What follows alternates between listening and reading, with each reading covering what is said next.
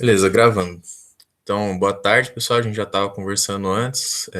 Antes de vocês virem para cá, eu disse para vocês assistirem uma videoaula que está lá no YouTube sobre plateumintos e nematóides. E agora, nessa aula, a gente vai falar sobre as principais verminoses que os animais desses dois filos causam, né?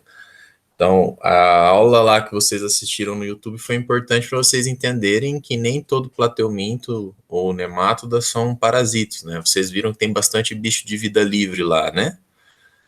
Por exemplo, no grupo dos plateumintos, só 20% dos plateumintos causam doenças, né? São parasitos. Os outros todos são de vida livre. Isso ficou claro para vocês, gente? Sim. Eu não quero. Ficou. Beleza, eu não quero que vocês fiquem com a impressão de que nesse grupo só tem animais parasitos e que a gente só fala deles porque eles causam doenças na gente. Eles são animais importantes também. No mar tem muita planária, né? Tem muita planária terrestre também. No grupo dos nematóides ou nemateumintos tem ainda mais animais. Provavelmente eles são o filo com o maior número de animais que existe, porque tem para todo lado, né? Tem um monte de nematóides. E aí é importante que isso fique claro para vocês. Eu até falo lá naquela aula sobre um nematóide que foi encontrado, um nemateuminto que foi encontrado naquelas bolachas que coloca embaixo do copo de chopp, né? E que se alimentava das leveduras presentes na cerveja, no bar lá. E era uma espécie nova que ninguém conhecia. Então, quer dizer, esses bichos estão em locais que a gente nem imagina, né? Então, agora eu vou falar das principais doenças, mas eu quero contar com vocês. Professor, eu fiquei em dúvida de qual tipo de bolacha o senhor quis falar. Sabe aquelas coisas de papelão que em bar eles trazem para colocar o copo em cima para não ficar pingando água na Ah, gente? sim, sim. É aquilo lá. É aquilo lá que o pessoal chama de bolacha de chopp, né? Bolacha do copo de chopp. Ela é um negócio de papelão que fica o tempo todo sendo molhado e cai cerveja nela, né? E a cerveja é um alimento rico em leveduras, carboidrato e tal, e esse nemateuminto vive nessa bolacha e come essas leveduras. Entenderam? É tipo um porta-copo, Elise. Por aí. A gente usa às vezes para não manchar móvel, né? Porque põe o copo assim em móvel de madeira, fica aquelas rodelas manchadas assim. Aí a gente coloca ela embaixo e coloca o copo em cima, assim. É disso que eu tô falando lá. Bom, eu vou começar a apresentação e eu quero contar com vocês, porque até onde eu sei, todo mundo aqui já deve estar com pelo menos a apresentação encaminhada, né? E com a apresentação, o vídeo ou podcast encaminhado. Então, as doenças que vão aparecer aqui, eu acho que quase todas elas alguém já vai ter lido e vai saber me falar um pouquinho. Então, eu vou perguntar quando eu estiver falando da verminose e se tiver alguém que já fez, puder me ajudar, tá? Então vamos lá. A gente vai falar então dos plateumintos e das principais verminoses humanas, lembrando então que os plateumintos são os vermes achatados e que os nemateumintos são esses vermes cilíndricos, né, com as pontas afiladas. Vocês já viram na outra aula de plateumintos e nematóides as principais características deles, então eu não vou repetir aqui. Vamos direto para as doenças que eles causam. Mas antes disso, eu trouxe para vocês duas questões, uma do Enem e outra da FUVEST, a respeito dessas doenças, tá? Então, a primeira é esse. No texto de Portinari, algumas pessoas descritas provavelmente estão infectadas com vermes Schistosoma manzoni. Os homens de enorme ventre bojudo corresponderiam aos doentes da chamada barriga d'água. O ciclo de vida do Schistosoma manzoni e as condições socioambientais de um local são fatores determinantes para o maior ou menor incidência dessa doença. O aumento da incidência da esquistossomose deve-se à presença de A. Roedores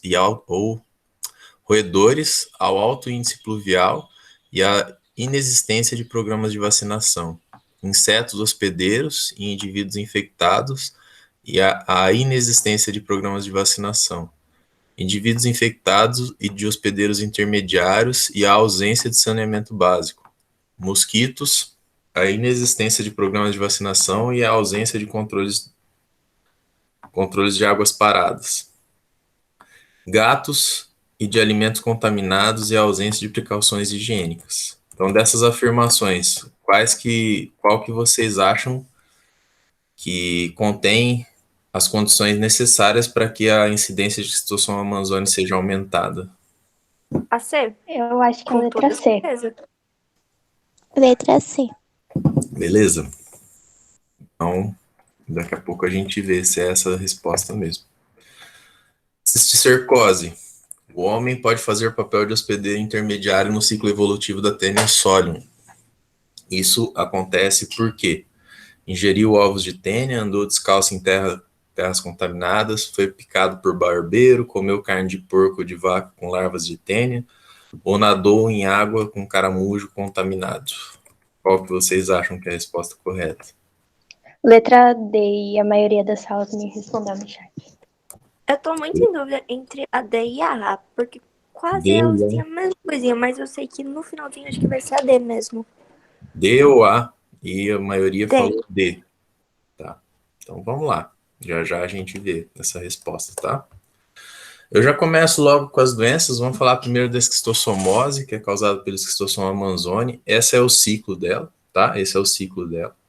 Então, para que a esquistossomose aconteça, eu tenho que ter uma pessoa infectada. Essa pessoa urina ou coloca as fezes próximo de um corpo d'água ou dentro da água. E aí, nessa urina ou nas fezes saem ovos do esquistossoma. Esses ovos se transformam em larvas, que são miracídios. Os miracídios infectam caramujos. Esses caramujos, deles saem outras larvas, que são as cercárias, e as cercárias entram em uma pessoa. Na pessoa, essa cercária, ela vai se disseminar pelo sangue, vai atingir o fígado, aonde os parasitas vão se alojar. O esquistossoma é caracterizado por ter um macho que tem um canal ginecóforo, que abriga uma fêmea, e lá os dois ficam unidos e se reproduzindo e soltando ovos na corrente sanguínea do hospedeiro. Tá? Entenderam o ciclo? Tranquilo? Tranquilo. Aonde que a gente vê oportunidades de quebrar esse ciclo dessa doença aqui, gente? Para que não tenha mais gente contaminada. Faz um saneamento básico, né? Pra começo de história, não defecar ou fazer necessidades especiais perto da água. Coleta Porque e isso tratamento de esgoto, certo? As pessoas não fazerem fezes ou urina em ambiente aberto e o esgoto da casa ser coletado e tratado. Não é verdade? Isso. Desse jeito, os ovos não vão parar em corpos d'água. Mais alguma outra oportunidade?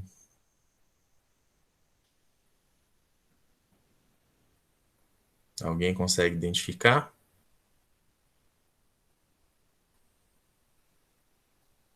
Não? Tratamento dos doentes, por exemplo, né? Se eu trato os doentes, não tem ninguém com esquistossoma, não tem ovo no ambiente. Concordam comigo? Sim. Eliminação do vetor, do hospedeiro intermediário, que são os caramujos. Também pode ser uma atitude, certo? Não entrar em água que eu não sei se está contaminado ou não. Concordam comigo? Também é uma possibilidade? Sim. Sim. Beleza. Em algumas regiões do país existem coisas que são chamadas lagoas de coceira, porque quando essa cercária entra no corpo da pessoa, ela provoca uma irritação na pele e causa coceira. Aí a pessoa entra na água e sai se coçando, porque várias cercárias penetraram a pele dele. E aí é um problema, né? Essa doença tem consequências bem graves, uma morbidade grande, causa o fígado e o baço ficam inchados, né? E aí causa aquele barrigão, por isso que é chamado de barriga d'água, né? Então, aqui tá algumas fotos, né, de pessoas com essa doença, com essa deformidade característica, e umas fotos do caramujinho, que é o hospedeiro intermediário. Tranquilo, esquistossomose, pessoal? Alguma dúvida? Vamos passar para a próxima, então, a tênia. Tênia solium, que é conhecida como a tênia do porco, porque ela tem como hospedeiro intermediário corriqueiro, costumeiro, o porco, certo? Como que é o ciclo dessa doença? Uma pessoa infectada coloca proglótides grávidas de tênia, porque essa tênia ela tem as proglótides com o sexo masculino e feminino, e o sexo masculino fecunda o feminino, e as proglótides ficam cheias de ovos, e esses ovos caem no ambiente. De alguma forma, esses ovos vão parar na alimentação do porco. No porco são formados cisticercos, que são como se fossem grãozinhos de milho que ficam na carne do porco, e a pessoa se alimenta dessa carne mal passada, né, adquirindo a teníase. Esse é o jeito que a gente adquire teníase, certo? É a tênia no intestino. Como que se adquire a cisticercose? Por algum motivo, o ser humano passa a fazer parte do hospedeiro intermediário, como hospedeiro intermediário. Então imagine que a pessoa está infectada, ela defecou próximo de uma horta e, de alguma forma, os ovos de tênia das fezes dele foram parar num alface. Aí você foi, comprou o alface e não lavou esse alface da forma correta, não deixou de molho no vinagre, não deixou de molho na água sanitária, nada disso, e comeu esse alface com ovos de tênia. E aí, esse ovo de tênia entra no seu corpo e você vai fazer o papel do porco. Quer dizer, ele vai cair na sua corrente sanguínea e vai poder se alojar em um músculo ou até no cérebro, tá? Tem vários lugares, em qualquer parte do corpo esse ovo pode parar e lá ele vai formar um cisticerco. Então, você adquiriu a cisticercose comendo o quê? Carne de porco? Não. Não. Comendo um alimento contaminado com fezes de uma pessoa que tinha tênia, ou seja, com ovos de tênia, ok? Pode ser alimento, pode ser água contaminada. Vocês entenderam como que se adquire essa cercose? Então, não se adquire essa cercose comendo a carne do animal. O que você adquire quando você come a carne de porco é a tênia, é a teníase, né? Ou conhecida popularmente como solitária. Se adquire essa cercose comendo alimentos contaminados com ovos de tênia. Para que isso fique claro. Todo mundo entendeu, pessoal? É uma confusão comum, tá?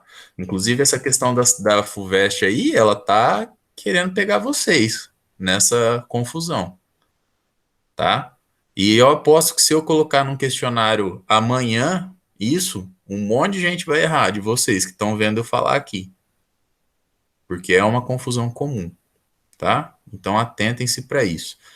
Na cisticercose, o ser humano está fazendo o papel de hospedeiro intermediário. Então, ele ingeriu ovos de tênia. Da onde que vem isso? De um alimento contaminado com as fezes de alguém que tem teníase, tá? Da carne de porco, eu adquiro a teníase, que é a solitária. Vai para o intestino, não vai para o cérebro. Tá bom? Outra tênia que existe também, que também é um plateuminto, é a saginata.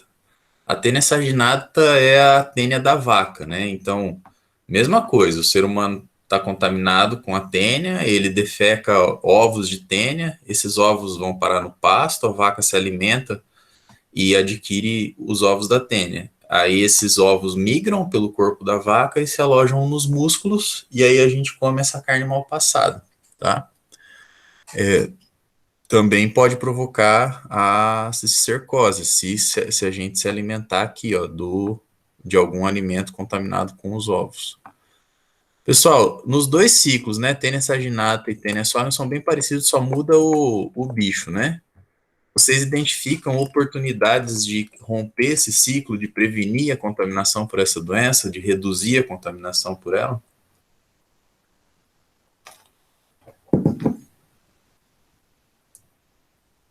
Evitar carne. Não pode comer carne, então. Talvez o bom cozimento da carne. Isso. A primeira coisa é que a gente deve consumir carne que passa por inspeção sanitária. Certo? Aonde que está o perigo? Sabe aquele, meu parente tem um sítio e ele cria porco, aí ele mata o porco lá no sítio e a gente vai fazer um churrasco daquele porco? Esse porco... Isso aí é batata para pegar. Gente, só um minuto, que alguma coisa caiu aqui em casa e eu não sei o que aconteceu. Peraí.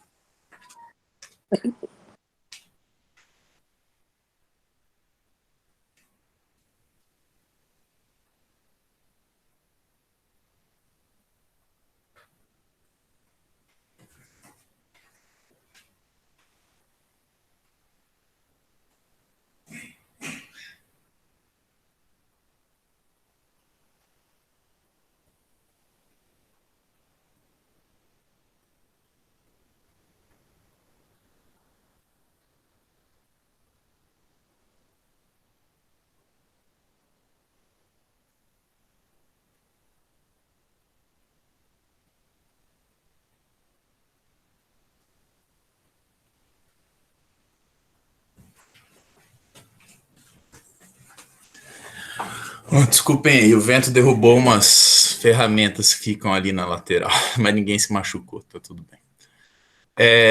Voltando então, o vento tá forte aqui. Então, a gente deve evitar o consumo de carne que não tenha passado por inspeção sanitária, ou seja, que não vieram de um abatedor ou um frigorífico confiável, que não tem aquele selo da CIF, né? Essa carne, ela tem chance de estar contaminada porque ela não foi vistoriada por um órgão competente, um veterinário, que é quem faz esse tipo de vistoria. Se for Professor, Oi. Essas verminoses, elas não têm uma vacina ou algo para combater? Não, vacina não. Vacina não existe, tá? O que tem é o remédio para depois que a pessoa pegou, né? Então, ela vai fazer um tratamento farmacêutico. Aí a gente usa, já ouviram falar na ivermectina? Sim. Que não serve para o coronavírus, mas serve para verme, tá? É um dos remédios que são utilizados no caso de carrapatos e de parasitoses de forma geral, tá? Mas deveria, né? Tipo, pra ter alguma coisa antes de pegar o negócio. Não existe... São poucas as doenças que são preveníveis com vacinas, né? E de forma geral, elas são provocadas por bactérias e vírus, né? Que vão para a nossa corrente sanguínea. Esses parasitas, eles ficam no intestino, né? Não vai ter anticorpo para ir lá, porque a vacina ela estimula a formação de anticorpo, né? Então, não são doenças tratáveis com vacina. Não tem preveníveis com vacina. Não tem como, tá? O que a gente tem que prevenir é com as possibilidades que a gente tem, e a gente faz isso descrevendo o ciclo, né? Então, a gente descreve o ciclo da doença e tenta identificar aonde a gente pode conseguir quebrar esse ciclo. E, no caso das tênias, não consumir carne que não tenha passado por uma inspeção. Se for consumir carne que não tenha passado por uma inspeção, tipo, carne de caça, sei lá, no Pantanal é muito comum o tal do porco monteiro, né? Que é um porco que vive aselvajado, e aí a pessoa da fazenda vai lá e mata o porco e come aquele porco monteiro. Já ouviram falar no porco monteiro? Já. Esse é um animal que tem muita chance de ter parasitos. Então, se eu for consumir a carne desse animal, que é um animal que vai ser morto lá na fazenda, não vai passar por uma inspeção, que tem chance de ter tal o cisticerco, eu tenho que cozinhar bem essa carne, fritar bem, assar bem, porque aí essa cocção, né, o calor, vai matar aquela larva da tênia que está no cisticerco e eu posso ficar despreocupado que eu não vou adquirir tênia. Entenderam? Entendi. De novo, outras oportunidades. Tratar os doentes, porque se eu não tenho gente colocando ovo de tênia no ambiente, a chance de ter tênia é menor. Outra oportunidade de quebrar o ciclo é saneamento básico, coleta e tratamento de esgoto, né? Não colocar fezes no ambiente externo. Ficou claro, gente? Ficou clara a diferença entre teníase e cisticercose?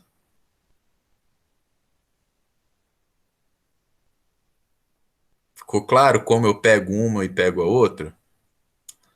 Tá? Para que não tenha essa confusão aí mais para frente. Vamos lá. As tênias. Aí agora é a hidatidose, tá? A hidatidose é provocada por uma outra tênia, mas é uma tênia de carneiro e é uma doença mais rara, tá? O ciclo dela geralmente é relacionado entre cães e carneiros, porque evolutivamente os carneiros são presas, né, de lobos e cães. E às vezes o ser humano entra no meio do caminho e adquire a hidatidose. E essa hidatidose ela forma cistos, tá? Então,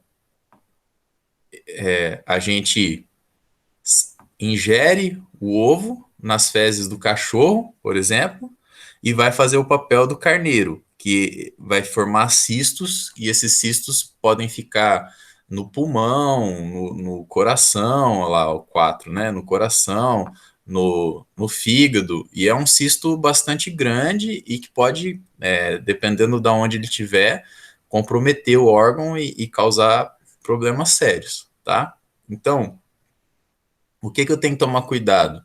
Eu tenho que tratar o meu cachorro, mas isso se ele for um cachorro que come carne de ovelha e cabra crua, né? Cachorro do sítio. Não sei, uma vez eu estava no Mato Grosso e a gente foi em uma fazenda lá que o cara ia matar um carneiro para a gente assar. Ele matou o carneiro e imediatamente as vísceras do carneiro, que foram retiradas ali na fazenda, já juntou um monte de cachorro em volta para comer. Esse é o cenário ideal para a transmissão da hidatidose aqui, certo? Ora, se o cachorro não come, não se alimenta de carne, das vísceras de carneiro cruas, não tem chance de isso acontecer. E, de forma geral, a gente não come as vísceras do carneiro, então também a gente não vai adquirir essa tenise. Agora, o que acontece é o cachorro adquire a tenise nas fezes, saem os ovos, e aí a gente, por algum motivo, as fezes do cachorro, sei lá, ele defecou perto da horta e contaminou com a chuva, os pingos jogam os ovos nas folhas da horta e você come sem fazer a devida higienização. Aí você vai entrar como o papel do carneiro. Certo? Alguém fez o podcast ou o vídeo sobre hidatidose?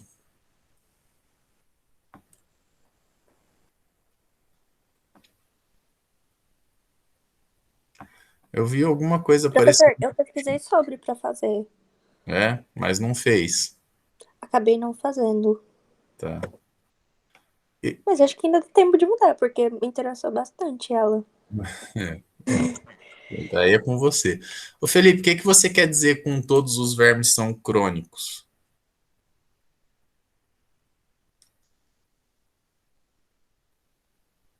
Que uma doença crônica é, de forma geral, uma doença sem cura que fica com você e você tem que conviver com ela. De forma geral, as verminoses não são assim. Professor, eu acho que pelo ponto de vista que ele quer apresentar, não é tipo, talvez se elas ficam no corpo para sempre, se não tratadas. Se não tratadas, elas podem ser bastante duradouras. Por exemplo, tênia é um negócio que a tênia, principalmente a da vaca, né, a saginata, os sintomas dela são muito brandos, assim, e se a pessoa tiver saudável, ela às vezes ela pode ter uma tênia no intestino delgado dela e nem saber que tem, entendeu? Então acaba que a pessoa fica com ela vai descobrir quando vai fazer um exame de rotina lá de fezes, e aí aparecem os ovos, aí o médico dá o vermífugo para ela. E também é de praxe atualmente médicos receitarem que as pessoas tomem o Anita, né, que é a ivermectina, pelo menos uma vez por ano, né? O mestre dos magos, você não estava aqui há 5 minutos atrás? Como é que é? Você não viu eu falando da cistercose?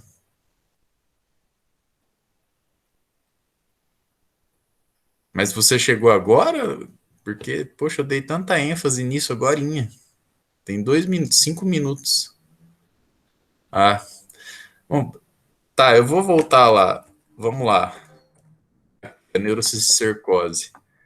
Não é a tênia que vai para o cérebro, tá? Então tem aqui o ciclo da tênia, a teníase é no intestino, a pessoa coloca as fezes com ovos, e ao invés desses ovos irem parar num porco, formar cistercose num porco, ela vai parar no ser humano, e aí vai fazer um cisticerco no ser humano, mas não tem nada a ver o consumo da carne do porco com a cisticercose. O que acontece é que a gente ingere os ovos da tênia que vem de outra pessoa, tá?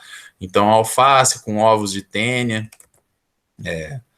uma fruta com ovos de tênia, né? Um alimento cru, e isso vai gerar neurocistercose, tá bom? Tá. Então vamos lá, agora a próxima essa já é causada por um nemateuminto, que é a Ascaris lumbricoides, a famosa lombriga, tá? Como que funciona a lombriga? A lombriga, a gente ingere alimentos contaminados com ovos de fezes de seres humanos. Esses ovos, a gente engole eles, e eles vão se alojar no nosso intestino delgado. E lá fica machos e fêmeas causando a infestação, tá? Então é um ciclo fecal oral, né? Vai das fezes para a boca, sem hospedeiro intermediário. É só a gente mesmo. Ok?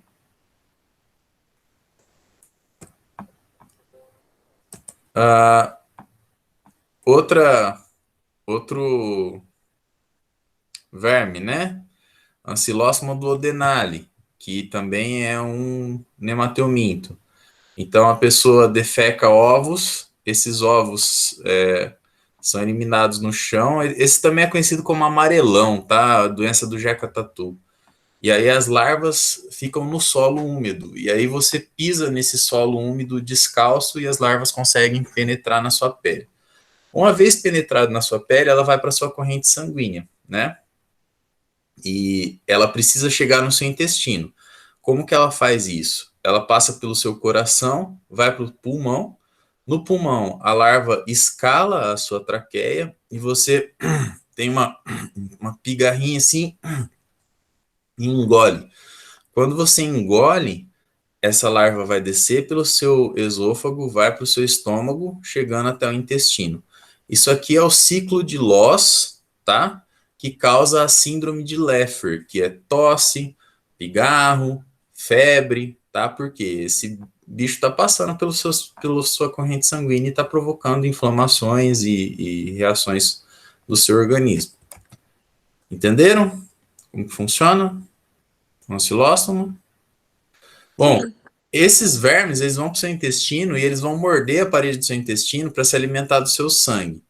Isso vai provocar uma redução do seu sangue e causar anemia, e a pessoa fica meio amarelada. E geralmente fica cansada, né, com falta de energia para fazer as coisas, e aí isso é o chamado amarelão. Ok? Alguém fez sobre o amarelão, ancilostomíase? Eu, Eu quem? Débora. E aí, Débora, falei alguma coisa que você falou lá também? Você tem alguma coisa para complementar? Não tenho muita coisa não, professor. É isso aí mesmo? É isso. Beleza. Outra bastante conhecida, e quem não pegou ainda é porque não teve uma infância de brincar em areia, essas coisas assim, é o famoso bicho geográfico. Todo mundo conhece o bicho geográfico? Conheço. Sim, professor. Sim, Felipe, o amarelão é uma lombriga, tá? É o Silóstoma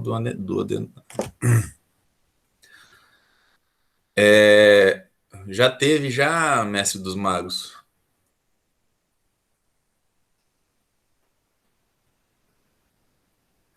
Como que faz para parar o bicho geográfico? Vocês sabem? Nunca tive. Nunca teve? Geralmente ou é pomada ou é o sabonete próprio, né? Tem um sabonete lá. E também remédio via oral, tá? Depende, daí vai depender do que o seu médico quer fazer. Eu, quando tive, eu já usei essas duas estratégias também. Já usei a pomada, que funciona, mas eu acho que é mais demorado um pouco. E também o comprimidinho de ivermectina, que mata ele, né? Ivermectina fazendo tudo, menos coisa da Covid. Menos o coronavírus, né? Para isso ela não serve. Ela serve para um monte de outras coisas, mas para o coronavírus não. Não confunda. É isso, bicho de pé é uma coisa, né? O bicho geográfico é outro. Não tem como tirar com uma agulha, não. Só se cortar um pedaço fora ali, né? Porque o bichinho é imperceptível, né? Não é visível a olho nu, né? Ele fica andando ali embaixo da pele, mas não dá para ver ele. Ele vai causando inflamação. O que acontece? O Necator americanos, aí tem duas espécies que causam, né? São parasitas de cães e gatos, que adoram fazer cocô em caixa de areia, né? E aí a gente vai lá ou vai brincar no parquinho. No meu caso, eu peguei algumas vezes jogando vôlei de praia, sabe? E aí a gente vai lá e pisa descalço, né? E o verme tá lá, a larva tá lá, procurando alguém para entrar. Só que ele quer entrar ou num gato ou num cachorro, mas acaba entrando em você. No gato ou no cachorro, ele entraria na pele, iria para a corrente sanguínea, faria aquele ciclo de Loss que eu falei para vocês, ia parar no sistema digestório do cachorro e ficaria lá. No nosso caso, ele não consegue achar esse caminho para a corrente sanguínea. Então ele fica migrando, né, embaixo da pele e vai ali até você matar ele, né? E aí por isso que ele causa esses rachos, né, de essa inflamação na pele conforme ele vai andando. Professor, Oi. mas é tipo assim, alguns que não conseguem achar a corrente sanguínea ou é todos que não conseguem? Eles conseguem achar a corrente sanguínea no gato e no cachorro.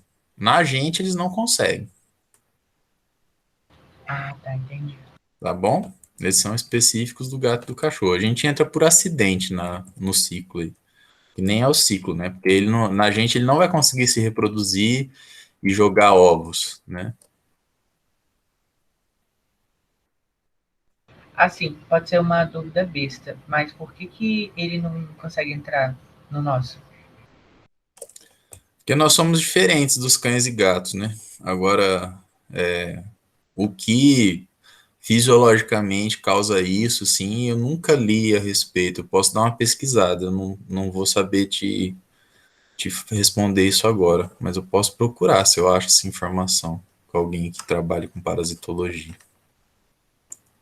Depois Tá, eu obrigado. tento trazer para a próxima aula, tá? Mas assim, o que especificamente que diferença anatômica ou fisiológica que causa isso, eu não sei. É que, assim, evolutivamente, parasitos e parasitados são muito relacionados, né? E tem bastante especificidade.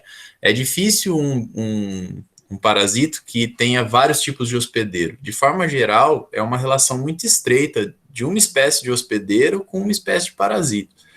Quando outra espécie entra no meio disso, o parasito não tem capacidade, não adquiriu capacidade de infectar aquele outro hospedeiro, né? E aí isso gera essas coisas diferentes aí, como acontece com o bicho geográfico.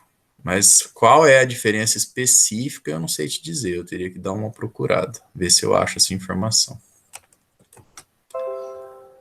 Outro parasito que acontece isso, da gente entrar por acaso aí no meio do ciclo, é a Trichinella spiralis ou triquinose.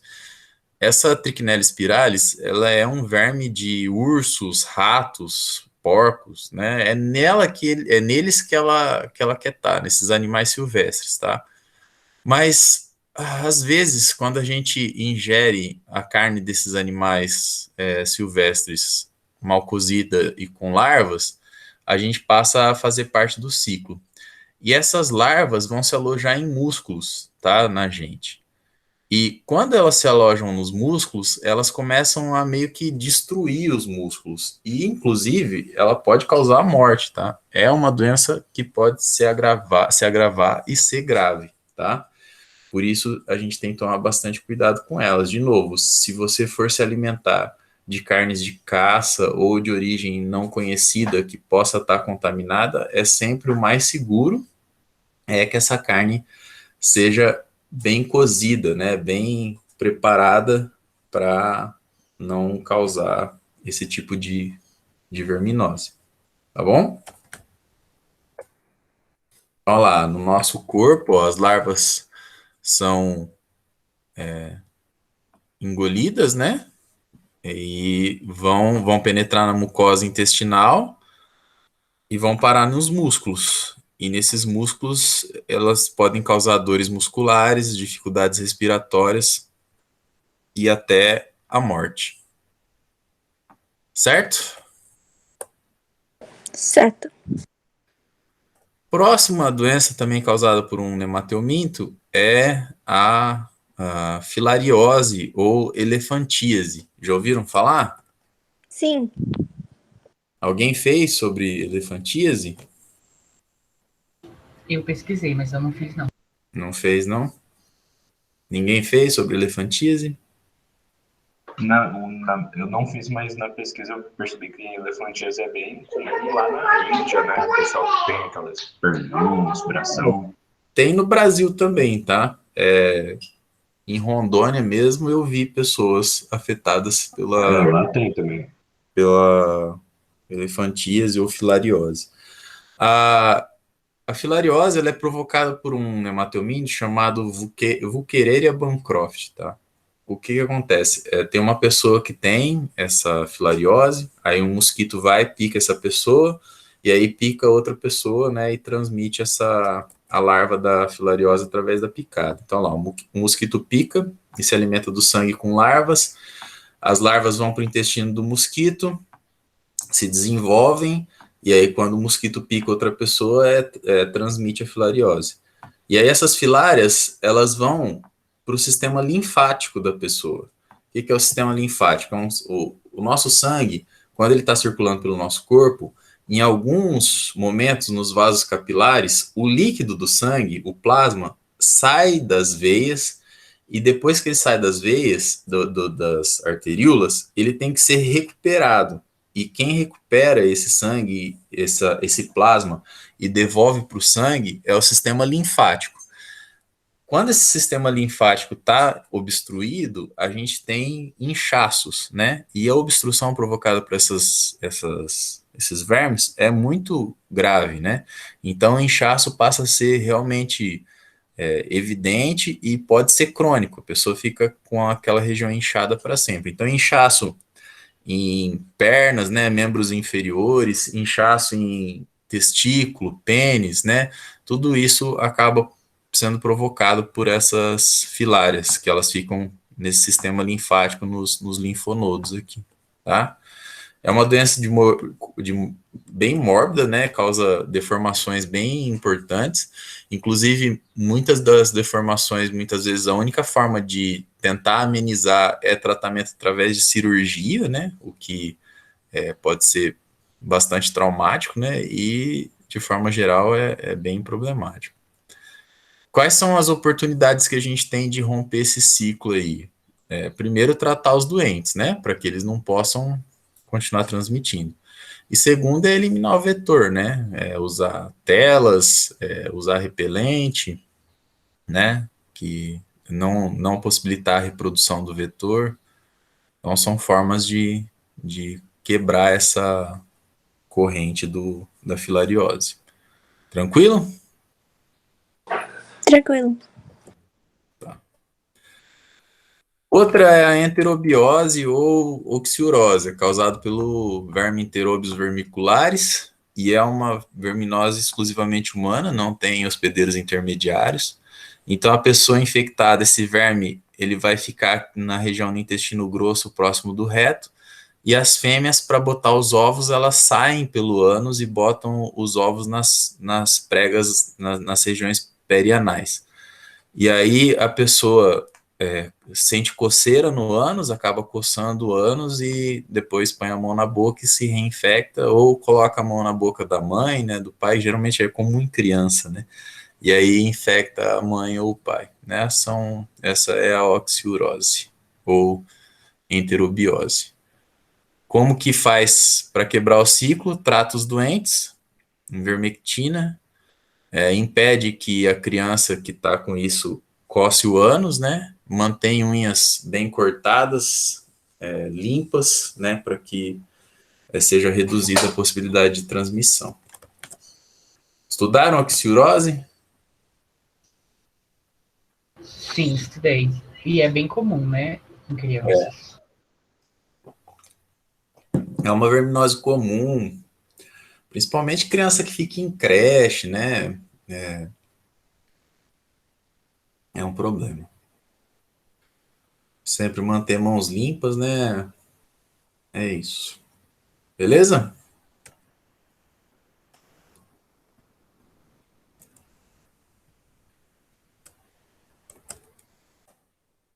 Então, voltando, era essas as verminoses principais aí que eu queria passar para vocês. Voltando para a nossa questão lá, qual que vocês falaram que deve ser a resposta correta aqui? C. Letra C? Exatamente, né? Então, a gente tem que... o que vai aumentar os casos de esquistossomose? Indivíduos infectados e hospedeiros intermediários e a ausência de saneamento básico. Todo mundo concorda? Isso aí. Concordo. E essa, alguém tinha falado, acho que D, né? E outros falaram A. E agora, qual que vocês acham que é?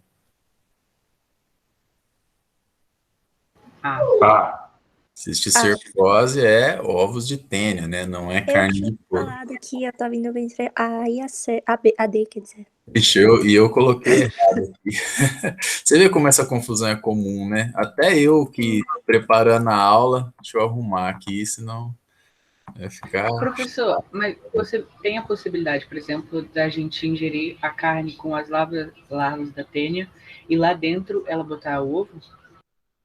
Como é que é?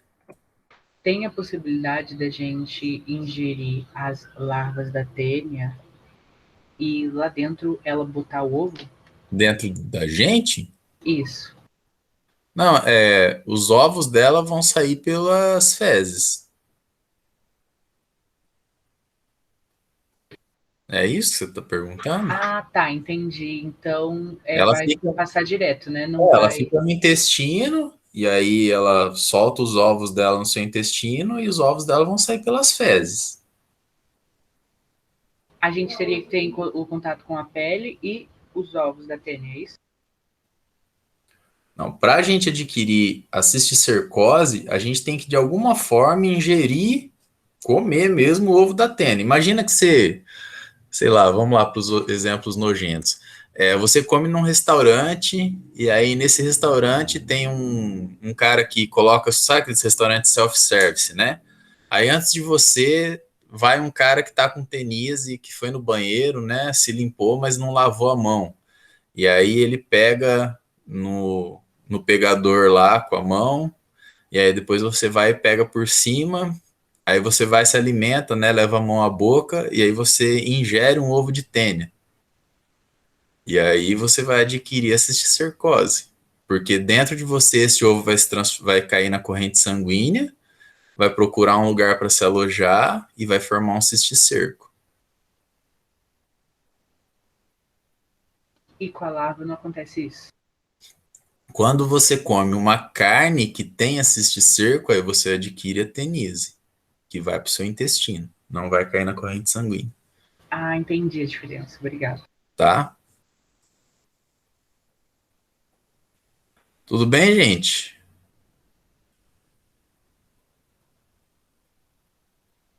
Ficou alguma dúvida? Todo mundo entendeu? Entendido. Entendi. Em uma, então, só para confirmar, em uma você vai pegar a teníase e outra você vai pegar a cistercose, né? A teníase você adquire comendo carne com cisticerco. Pode ser de boi ou de vaca, ou de porco, certo? A cisticercose você adquire comendo alimentos contaminados com ovos de tênia, que veio direto de outro ser humano, Entendi. tá? No caso da cisticercose, você está fazendo o papel do hospedeiro intermediário, que deveria ter sido feito por um porco ou por uma vaca.